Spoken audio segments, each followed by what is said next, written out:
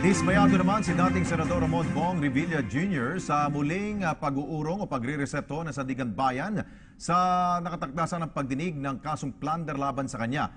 Sinabi ng dating senador na mahigit 2 taon na siyang nakakulong na wala naman po siyang kasalanan. Dagdag pa ng senador, hindi naman patas sa kanya lalo na kung mapapatunayang wala siyang kasalanan. Naantala rin ang naturang pagdinig dahil daw sa paghahain ni Revilla ng motion na bawasan ng prosekusyon ang mga ebidensya laban sa kanya. Muling itinakda ng Sandigan Bayan ang pagdinig ni Revilla sa 30 ng Marso upang mabigyan ng sapat na panahon ang dalawang panig na maayos ang mga usapin. Sa iba pang balita, hinamon naman nila Senador Bong Revilla Jr. at Jinggoy Estrada sina Senate Blue Ribbon Committee Chair Cristo Gingona at Justice Secretary Leila de Lima na ilabas na ang nalalaman o nilalaman ng Napoles list. Ang buong ulat ihahatid naman sa atin ang aming kasama si Sam Ramirez live phone patch. Sam? Magandang hapon sa inyo, Princess. Hinamon nga nila Senators Jinggoy Estrada at Bong Revilla Jr. Dalawa sa mga mambabatas na nasasangkot sa pork barrel scam, si Justice Secretary Leila de Lima na ilabas na ang nilalaman ng Napoles list. Hinaing ni Estrada, hindi raw patas ang trato sa kanilang tatlo. Nang tanungin raw kasi si de Lima ng media matapos ng 5-hour tell-all ni Napoles sa ospital ng Makati kung kabilang silang tatlo sa idinawit, yes, absolutely ang sagot ni Leila de Lima. Ngunit nang tanungin naman kung may iba pang nadadawit, ang sagot naman ni Secretary de Lima, we have to verify. Dapat ay magkusa na lang rin niya si de Lima at hindi na dapat pang ipatawag sa Senado para lang isiwalat ang Napoles list. Dapat naman magbitiw si Blue Ribbon Committee Chairperson Gingona kung hindi niya ipasapina ang Napoles list o si Justice Secretary Leila de Lima upang isiwalat ang nilalaman ng listahan. Ito ang sinabi ni Senator Bong Revilla. Dagdag pa ni Revilla, bakit pa pinapatagal ang paghihirap ng mga nasa Napoles list? Wala rin naman aniyang pagkakaiba kung ilabas ito ngayon, bukas, na buwan. Senators linked to the 10 billion peso pork barrel scam have a fresh appeal to Justice Secretary Leila de Lima. They want her to reveal the contents of the Napoles list. The details from Sam Ramirez. Senators Jinggoy Estrada and Bong Revilla Jr., two lawmakers being implicated in the pork barrel controversy, decried the averred unfair treatment to them. The two noted that their names were quickly divulged to the public right after the scam broke out, even without verification. They asked Justice Secretary Leila de Lima, why is it not the same with the public officials in the so-called Napoles list? When the reporter asked her, are the 3 senators included? Sabi niya, yes, absolutely. Anong tinanong siya, what about other senators or other congressmen or cabinet secretary? Well, we're still evaluating it. Oh, that's unfair. Nung lumabas yung verify ba nila? Diba? Mabilis na nilabas ka agad nila sa media. So, siguro, mas maganda, ilabas na lang lahat kung ano man yung nandiyan sa listahan na yan.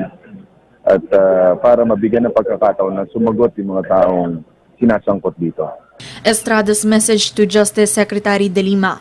With or without any committee hearing, she has to release that list if she has any.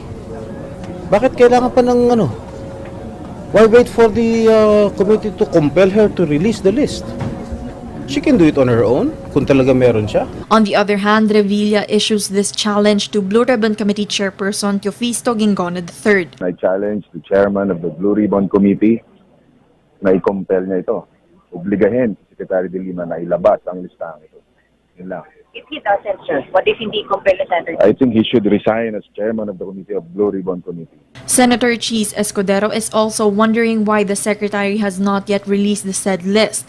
He added that de Lima cannot change the contents of the list in the event that during their verification, document surfaces implicating a lawmaker who's not in the list.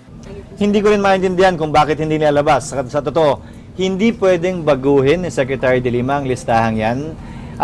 Hindi ko alam kung ano ibig sabihin ng validating and vetting it. Dahil paano pag sa validation nila hindi totoo? Hindi naman nila pwedeng amyendahan yung statement ni Napoles.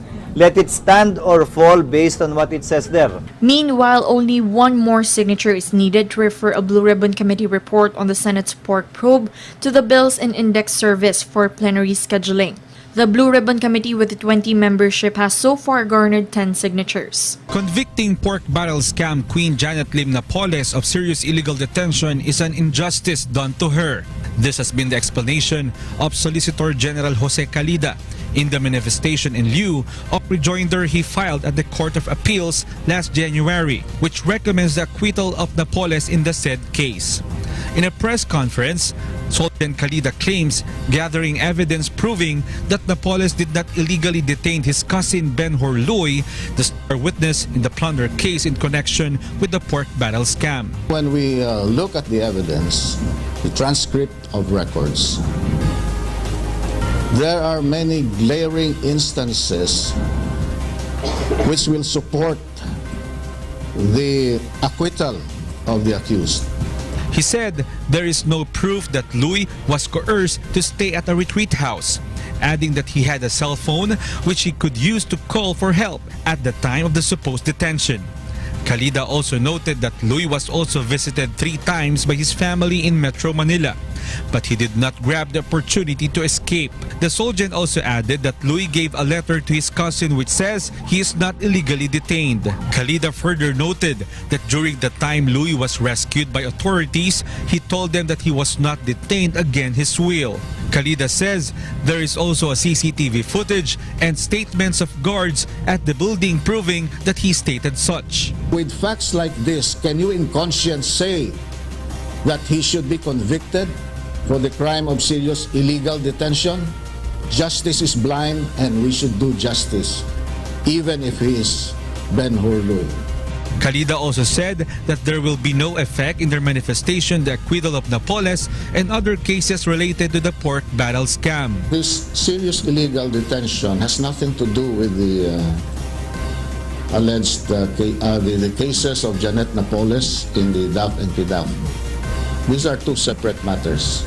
As far as we are concerned, Ben Horloy was not detained and therefore the case should be dismissed against him. Calida also denied that he is influenced by someone close to the president in filing the said manifestation. So is there a backstory you're seeing here if you do not believe that Ben Horloy was illegally detained by Janet Lim Napoles? You know, that's an interesting twist that we have discovered after we reviewed the records. First of all, it started with the Department of Justice. The NBI filed a complaint, and there was a panel of prosecutors who did the preliminary investigation.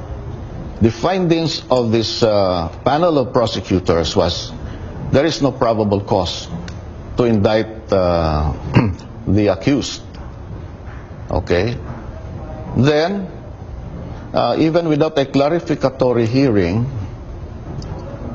presto, another decision came out indicting the accused. Now, was there anybody there in the DOJ who orchestrated this? Who? Because the secretary then, I believe, was Secretary Leila de Lima. Am I correct, sir? You said it. So are you saying that she was... What are you saying about her? Why did she have special interest in this case? There was already a panel of prosecutors. Let the prosecutors do their job. That is their job under the law. Why would the Secretary of Justice scout for one who is compliant to her wishes?